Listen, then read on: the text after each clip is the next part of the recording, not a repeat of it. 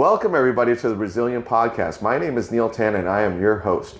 Today we are coming from very sunny and warm Riyadh, Saudi Arabia, and we have a fantastic guest. His name is Maher and he is the co-founder and CEO of HALA. Welcome here to the podcast. Thank you very much, Neil. Yeah, thank you for taking the time out. We struggled a little bit with the schedule. I struggled a lot with the traffic outside. Can imagine. Yeah, so Riyadh traffic, if you've experienced it, you'll know what we're talking about. Yeah. But I really appreciate it, and I'd love to hear and get the audience around what you guys are doing out here, because it's like a fantastic fintech that you founded. So maybe just a quick introduction about yourself and the platform. Sure. So thank you very much again. Pleasure to be with you. Right. So my name is Maher Loubieh.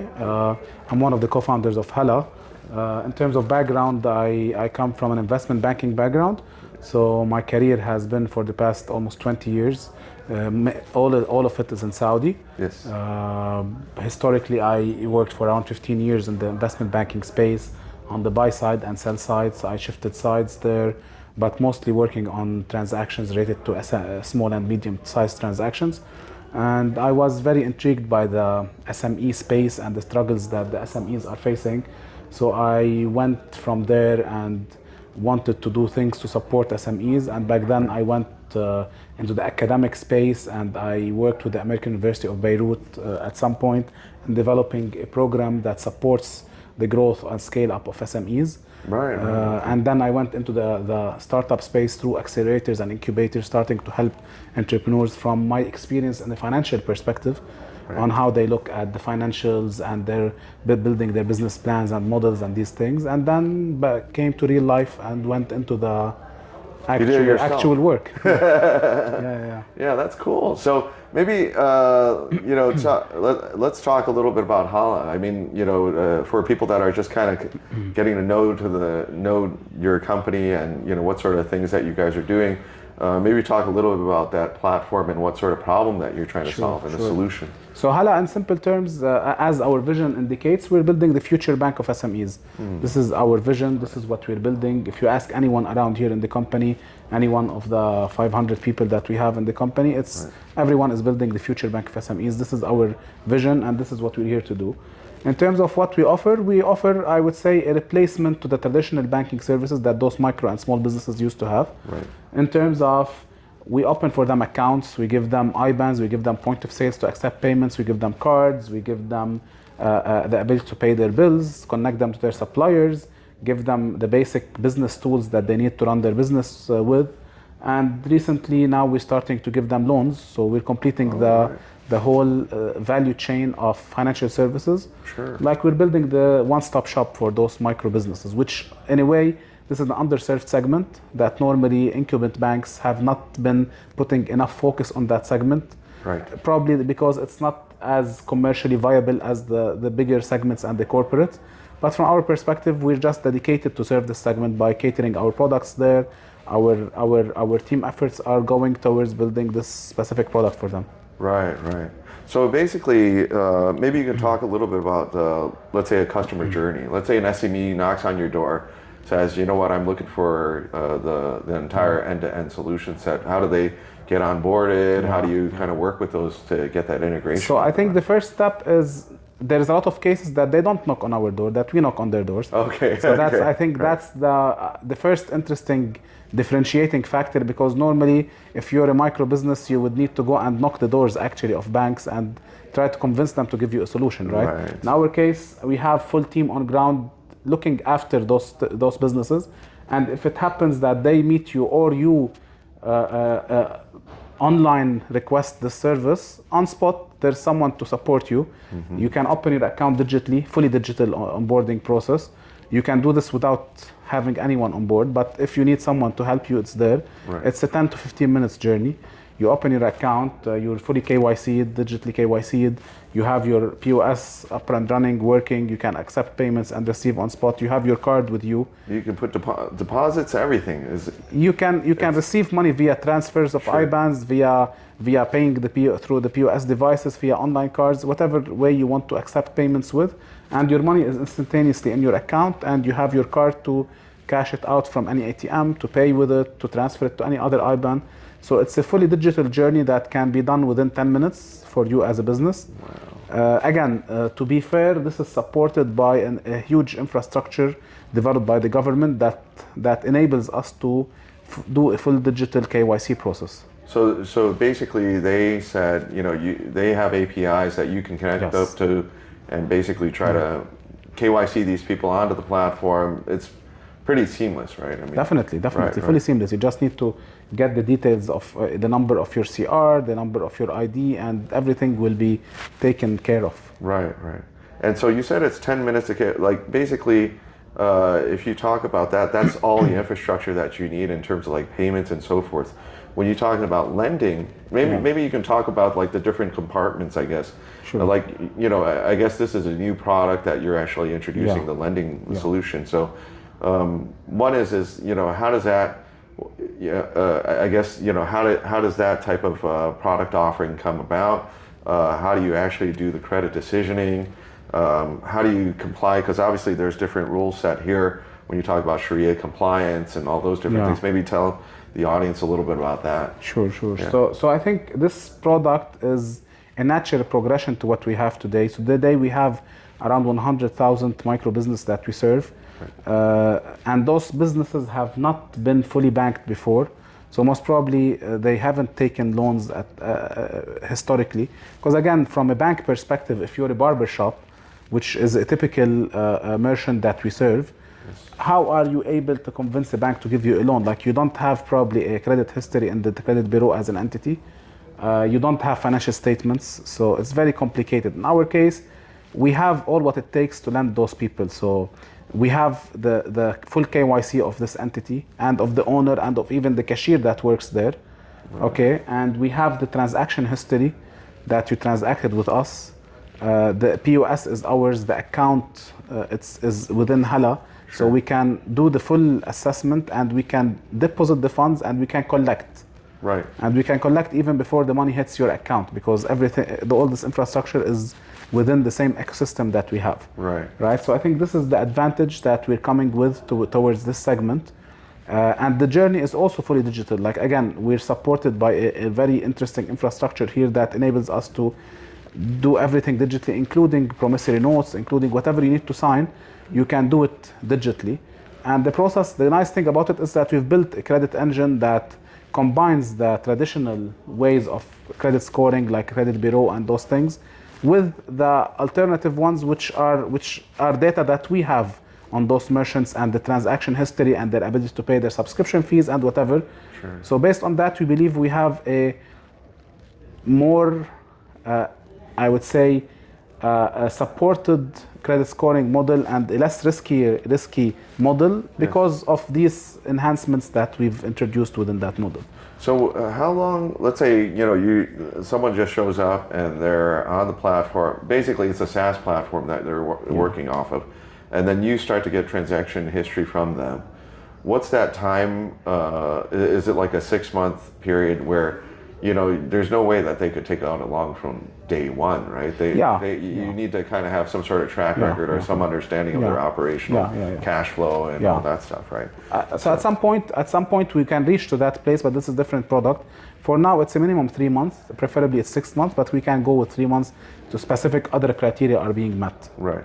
And then what are the sort of like the thresholds, like, I guess like interest rates, what's the size of the loan, what's the term of the loan, is it? So again, like in terms of interest rate, it's in line with the market, like for these micro segments. But in terms of the size of it, it depends on your volumes and your volume. So it's normally a percentage of your annual transaction volume. So if you transact X, normally the size that you can take is somewhere between 25 to 30% of your annual transactions. I see. So this is normally how you determine the size from a risk perspective. Right. Okay. Yeah. But this is in line with the needs of our segment as we speak today. Right. Because I guess you're probably, I actually used to work at HSBC. We used to do this embedded finance stuff. So we did lending to SMEs, both on like Amazon and China, because obviously there's a lot of SMEs that are doing China trade and so forth. And then we also did stuff with like Flipkart in India, JD in China, those different types. So In that context, is like, how do they do the repayments? Is it like inside of like a locked account? Like, how do you ensure that you don't have, high default and those different things, like the recovery win? Yeah, I think the value of us having this complete infrastructure supports us there, because remember, this is their POSs are linked to our accounts, so all their payments are accepted to our accounts. So we take a cut of their of their transactions. So let's say you took an amount of $5,000. There's around the range between 20 to 30% of your transaction value that you receive on your POS is taken as on a separate account that is distributed on a monthly basis to the financing, to cover the financing that you took. Right. So there's a transaction fee, a transaction cut from each transaction that you get. Yes. So to us, this is a much simpler model, because in other cases where other companies who are actually only financing companies want to operate this, it will be more complicated for them to do the collection. This is the value of what we have here. Right. And the good thing about it is we're technically and regulatory wise, we are able to lock those merchants from taking any other POS device. Oh, Once they take this POS financing, we can, from the system of the terminal management system, yes, we are able to lock it, because now they have a loan on this POS device. So they cannot take other POS devices from different providers. Right. So it's almost like, if you took Visa, you can't take MasterCard. No, not from that perspective, but okay. I can. If you have our POS machine and you took a POS financing, yes, you cannot go to a bank and take a POS device. Oh, okay. They cannot link any other POS device to your same CR, because now you're bound by a payment plan, so you need to use this POS. Right. So a lot of enhancement. Again, this is a segment that normally is a high risk, but we have a lot of enhancements to believe that our risk would be much more controlled, I would say. But so when you were talking about the loan is for the POS systems, or it's just a general loan? Or? General loan, but okay, how it's structured is called revenue-based lending. So it's based on the revenues you generate. You can take that amount, but you can use it for any purpose from in your operation. So it's basically variable. Like, let's say this month I made $100. Next month it's like, $80. You just take percentage of whatever that particular month is. No. Normally it's calculated on an average yearly basis. So for example, if you do 180, 150, whatever it is, your average is 100, let's say. Yes. So on an annual basis, it's around 1,200. So it's around 20% of that amount. So probably around $240 that you can get. Again, the numbers are a bit bigger, but this is the formula. Yeah.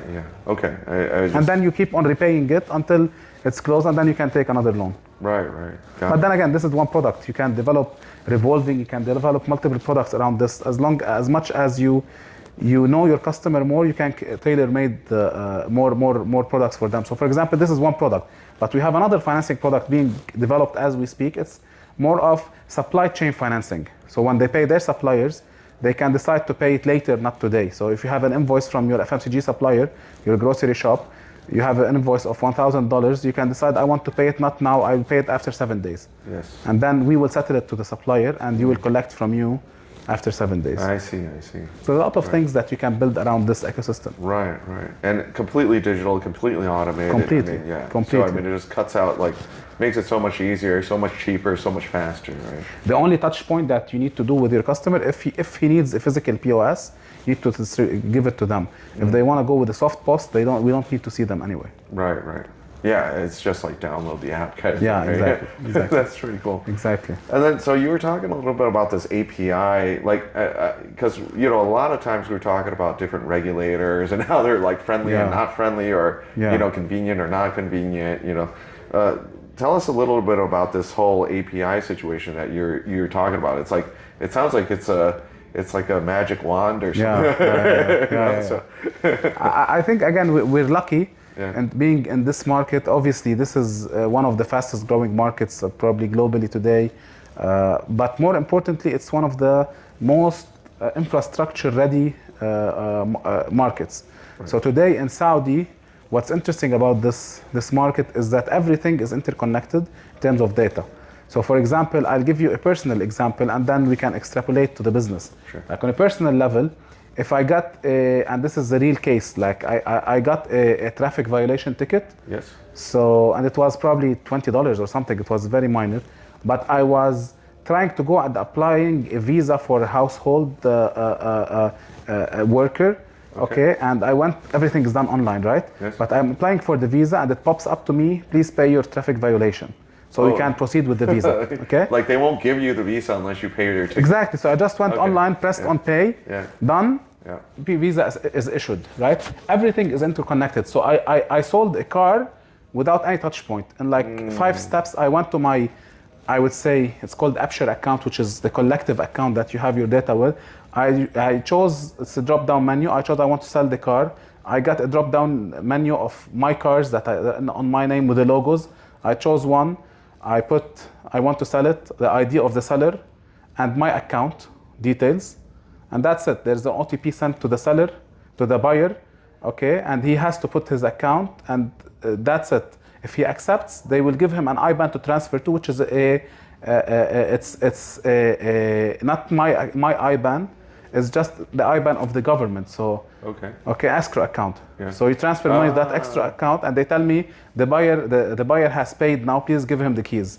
I give him the keys, and the money gets to my account. So it's all seamless. That okay. Is cool. So if you take this to the business side, everything is integrated. Yes. So the data of the merchants, data of CRs, the data of individual owners, everything is interconnected. And what's nice about it is that there is also, even your mobile phone is registered within your name. So I'll give you an example. If I want to onboard you as a merchant today, you have a CR in your name, right? So I got your CR information, I got your ID number, I extrapolated all the data that's related to you, I know who you are now, all the details about you. How would I know that you are the one who gave me this data and approved this? There's an OTP sent to your number for you to approve it, but if this number, the number that you registered with is not owned in your name, the telecom operator, the OTP will not work. So if it's in the name of your brother or wife, it will not work. Right. It has to be in your name, and then you have to enter the OTP. So it's all interlinked, and everything is structured in a way to support such a digital transformation. Like right, understand. So it's really a blessing to be in this market. Again, it's probably if you were in a market that it's not that advanced from a technical and infrastructure perspective, you cannot do the same process. You'd have to change and tweak. Right.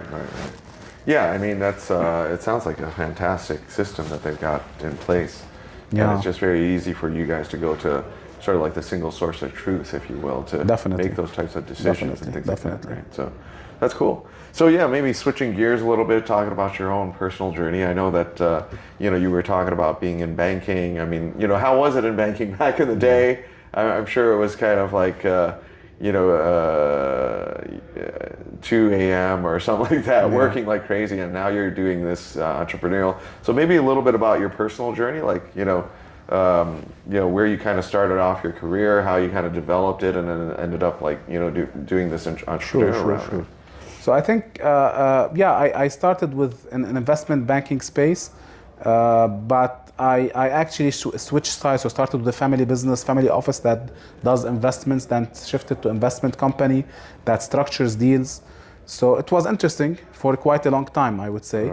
But after that, I felt like I needed to do something more meaningful in a way, because this is just structuring deals, probably marketing deals, but I was always intrigued by the actual operation. And this is where I liked probably private equity more, because at least when you structure a deal and you execute on it, you're part of this company. At least you know what's happening inside. But then again, as I told you before, I went into the academic space. We tried to build programs to support SMEs. So it was interesting back then, but getting into the deal operation was totally different animal, right? It's totally different thing, and it's my co-founder is a good friend of mine. We've been friends for the past 18 years now, probably. So we had a discussion. He came to me once, like, what about we do something with the payment space? And we were intrigued by the Asian models, actually, by WeChat, Paytm, Alipay. Wanted to build something similar to that here. So we started by putting a presentation, going to the central bank, going to talk to banks about it. It was very hard back then because it was around 2016, whereby fintech was not a topic here. Was Not a topic at all. So you couldn't even get to the regulator to listen to you. Right. So we went to Abu Dhabi. There was the first sandbox reg lab in ADGM in Abu Dhabi happening. So we applied to it, we got accepted. So we thought maybe we start testing it out there in Abu Dhabi. It looks like to be gonna be more advanced and easier to accept. But then as we were taking this step, the Vision 2030 came around here. Yes. And things changed drastically. And then we started getting calls from the central bank. You guys wanted to do something in fintech. Where are you now? What do you want to do?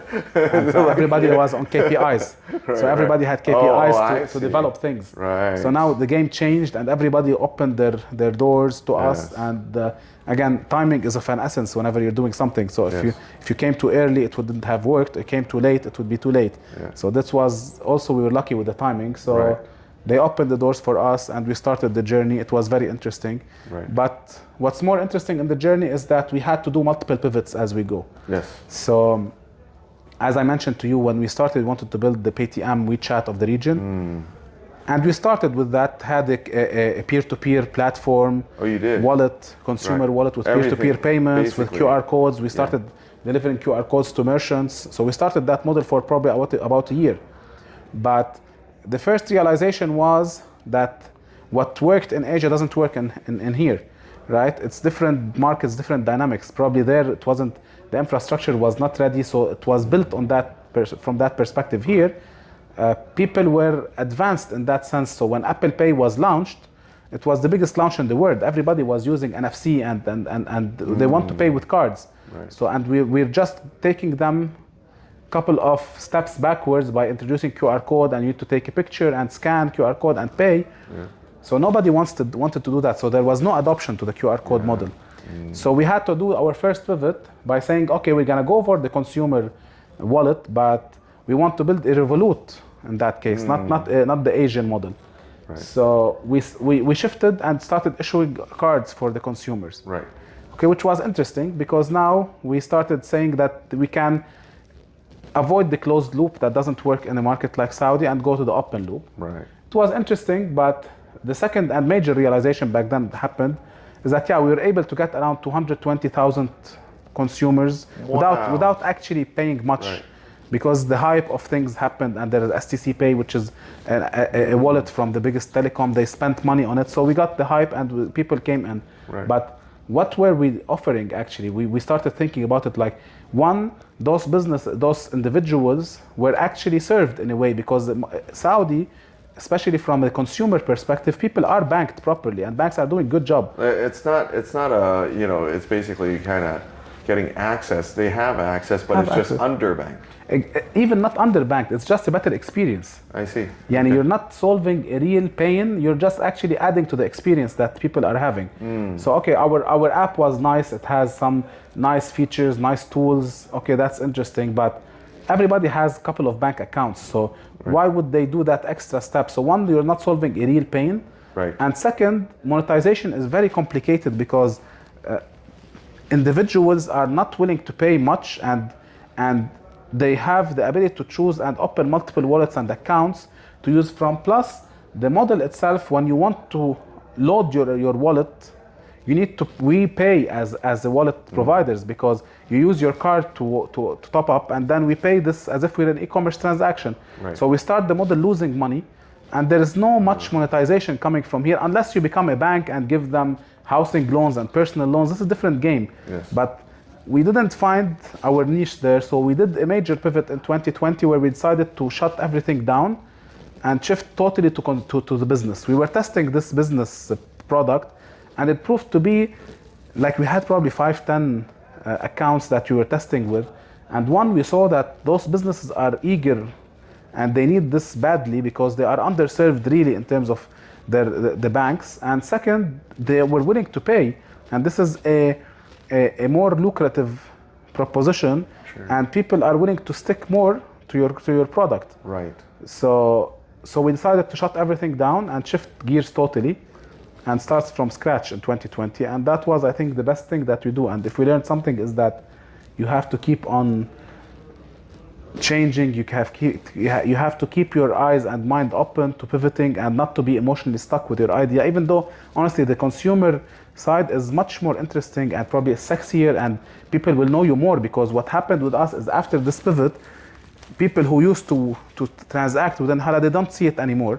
So like when we saw those probably people later, probably a year or two, said, oh, we thought that you guys died a long time ago. Okay. But in fact we had grown much bigger, but significantly, the B2B but in a different direction. normally is not Right. very Yeah. seeable, I would Yeah. say, by consumers. Right. Yeah. So I mean, that's where is the foresight to make those types of pivots? Like, you know, is it just like, you know what, this is not working, we're having zero acquisitions, or, you know, there's no money to be made here, or, you know, we need to find the true pain point, it sounded like, Yeah. because there was no true pain point because people were not paying for it. Yeah. Like, you know, so what do you think that was kind of the trigger points inside of this whole journey that was like, you know, let's pivot this way, and how did you make those pivots? Because even the other pivots didn't necessarily kind of work out. Yeah, the product market fit wasn't there. So I think there are two answers to this. One, I would say politically correct answer, which, we did this assessment and we found out that the pain point is not clear and this is a much better direction, and we pivoted. But I would say the more real answer is that we were out of money. So, we actually were fundraising, and then COVID hit. Yeah. And nobody was answering, because everybody was excited to put money, but then during COVID, the first couple of months, nobody was returning any calls. Everybody was in shock. Yeah. And we started looking at our runway, and it was probably 2 months left to go.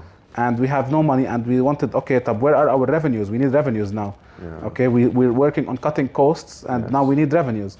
So at that time, how many people did you have? At that time, like I would say 30, 40 people. Okay. I would say. Right. So we did. Still not small, but I mean. But what we did back then is, instead of actually letting people go, we decided to go into a program of 50% cut on salaries for everyone, and change this by ESOP. Yes. So by shares. I see. Okay, and this is an interesting story, because I'll finish this and then go back to that, because what happened is that we spent this, and obviously this gave us runway for probably, instead of 2 months, more of like 4 or 5 months. And when this issue ended and we raised money eventually, we said that it wasn't fair for us to give this as an involuntary action for people and make them involuntarily take this cut and take those shares. Right. So we told people, now listen, we have the money, so whoever wants his money back, it's there. Yes. And 90% kept their shares, which is interesting. Yeah. Wow. So to us, it's really we're proud of that. Yeah. But going back to there, so we didn't have a choice. We worked on this cost side to increase our runway further, and we were fundraising. Yeah. But then we found out that this is not generating any revenues for us. We have 220,000 customers, but there's no real revenues. Right. And we saw that this 5-10 merchants that we have, they are really generating good unit economics. Yes. So this is where we said, listen, we need to focus now on something that actually makes sense. So it wasn't go deep on those 10, it's how to take that 10 and scale the proposition. Exactly. Right. So we stopped that, and we just got the team during COVID period to go down to the stores, put the POSs in there, and we started seeing a very interesting trend. So we started fundraising throughout this, using this new traction. Yeah. That, listen, we're going a B2B model. This is the traction. Look at the past 1-2 months. Things are going uphill. Yes. And not uphill, going up. Good point. Good point. No, that's cool. Yeah. I mean, that is, I mean, you must have been like, you know, like a pilot in an airplane, right? It was like, it was going like this, and like, boom, pull up, and it was like you got up. Definitely. That is so cool. It was very interesting. That's actually a great story. And then now it's just like, you know, is that still the core of the business then? Still the core. Okay, We're just building everything around it. Yes. But we believe that this is the clear Northern Star that we've developed, and everything is being built around it. I would say. Well, to our luck with timing, back then I met a partner at one of the big consulting firms. Sure. And he was telling me that, we heard about Fintech and we saw your name before, and we would like to work with you. I said, like, we can't pay you anything. Back then it was a very bad timing. During that period of pivot, I told him like, we don't have any money, but we're just pivoting now and we're doing something. And he said, no, don't worry. We want to do an exercise for you. It's a pro bono exercise. Right. So, and we said, okay, fine. And we told them, this is the pivot that we're doing now. Yes. So if you want to come and give us a proper exercise on strategy, on what do we want to do here. And they confirmed, they actually supported this with numbers. So they said you are going the right direction. They basically verified. Exactly, they verified it and more data and more quantitative things that this is the size of the market that you're gonna capture if you went into that space. This is the value proposition you can put. So it was interesting timing also, but again, this is a complementary, I would say, service that came just at time just to reaffirm, and we used that obviously for fundraising to support our case. Of course. But the reality was we got out of money and we had to do something about it. Right, that is pretty amazing. Yeah. So, what were you doing at that point? You were like, just kind of, what was the mindset at that point? Like, because obviously, as an entrepreneur, so many people face so many challenges, and they're like just kind of like the mental. How do you make sure that you're still sharp, you're still going, and you're still like trying to stay positive and actually driving the team too, right? Yeah. I mean, the team must be like, oh my God, they're asking us for like a 50% pay cut, and they're going to give us shares, and those shares may be like completely worthless. Who knows, right? So how do you as like the captain of the ship kind of keep this thing going in that situation, right? I would say there's no right answer to that, but it's not me by my own. Again, I have my partners, but like, this is the value of having co-founders that have trust and that are in great alignment, and they love working with each other, and they love what we're building, and they enjoy it. I think this is the real. This is where the value of that comes. Like in all other times, I was just with him now over lunch, and he was saying like, we're really enjoying this, and we kept on. We're still enjoying this journey. Sure. And we shift roles, and we're still enjoying. But in those hard times, it's really what keeps you going, because sometimes you would go into a downturn where you feel like so down that this is not gonna work, but the other person will cheer you up, and sometimes it's the other way around. Right. And so it's good to have a partner that you really trust and you can share thoughts, and he probably can bring a lot of ideas to the table. I will challenge them. I would say this doesn't make sense, let's not forget about it.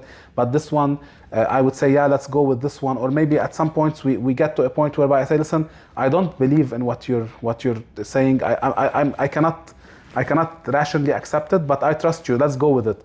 So I think throughout this journey, what keeps you going is having partners to rely on and to share with your concerns, your issues with. It's similar to like a marriage thing. Like you cannot handle this on your own. It's a partnership, right? So sometimes even in marriage, like you have to share things, and you have sometimes you're in dip. Your partner will help you there. So it's the same journey. I think if you're doing it alone, it's much more complicated. I don't think anyone can survive this by being alone, because we're human. Like you have to pass through periods of complexity and where you feel like you cannot go on. But I think this is the real value of it. I would say having right partners, and then being open with your team helps a lot, because like you have to be really honest. You have to be transparent about it. Like I don't think people are stupid, or you can hide things from your team.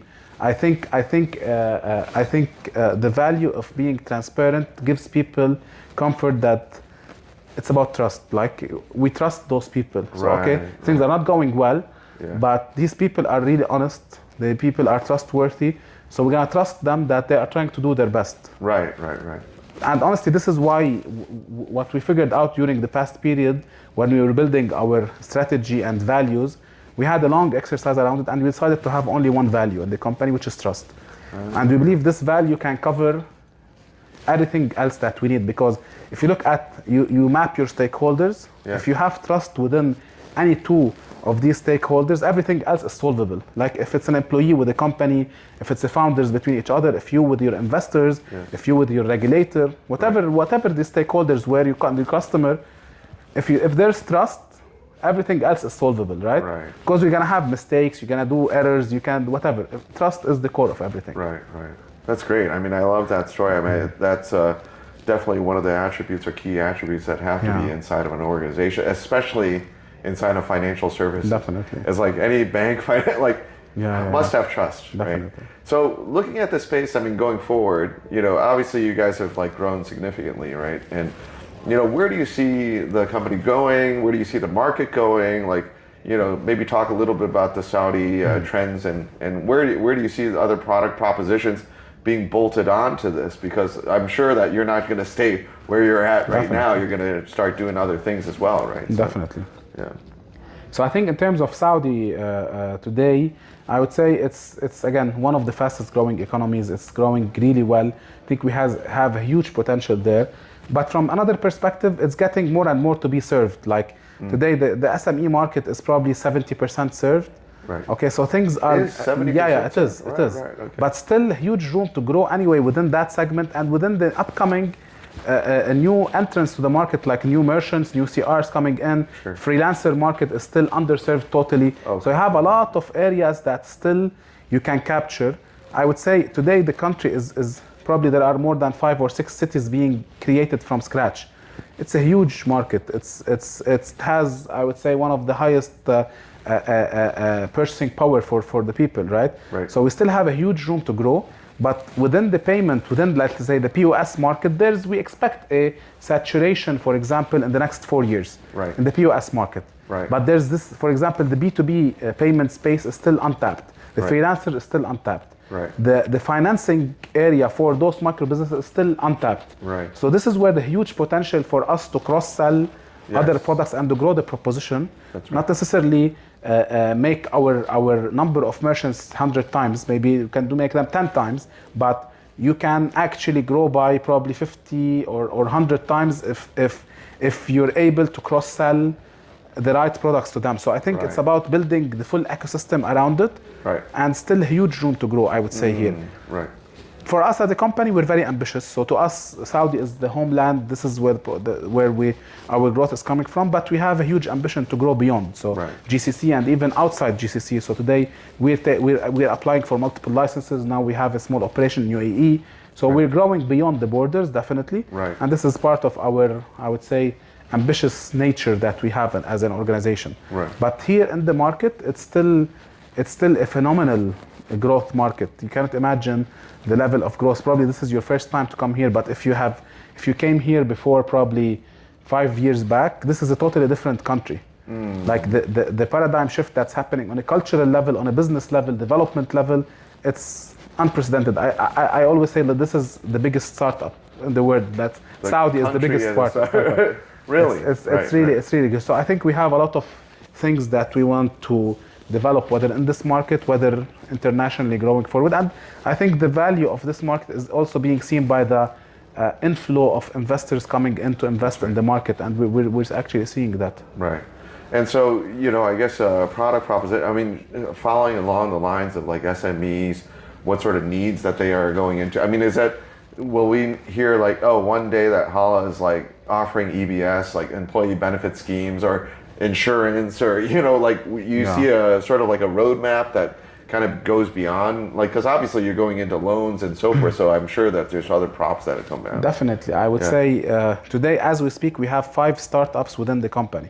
So we have 5 ventures going in, building propositions for our customer segments. So yes, all what you said can be done. Like anything that serves our customer Right. in their journey to start or run or grow their business, we're here to support. Right. Our main thing that probably we don't believe that in the short to medium term we're gonna go is going back to the retail side. Right. So we might serve the employees. So today we have an expense management product, for example, that's being launched. This expense management caters the companies and caters their employees. So we go to individuals, but we go to them as employees of companies and not as individuals standalone. That's right. So this expense management corporate cards is a product that caters to higher segment. Sure. We have freelancer product catered to the lower segment. We have supplier product caters to the payment between the merchant and suppliers. So all of this ecosystem is what we're working on actually. Right, right. That's amazing. So, Maher, I know we could be talking, forever here and learning much more about, your business, the Saudi market and everything like that. But, I think, it's been fantastic catching up with you. Thank you. Really appreciate the time. I mean, it's amazing what you've been able to do with this business with multiple pivots and, all the experience that you've had. So, continued success to you.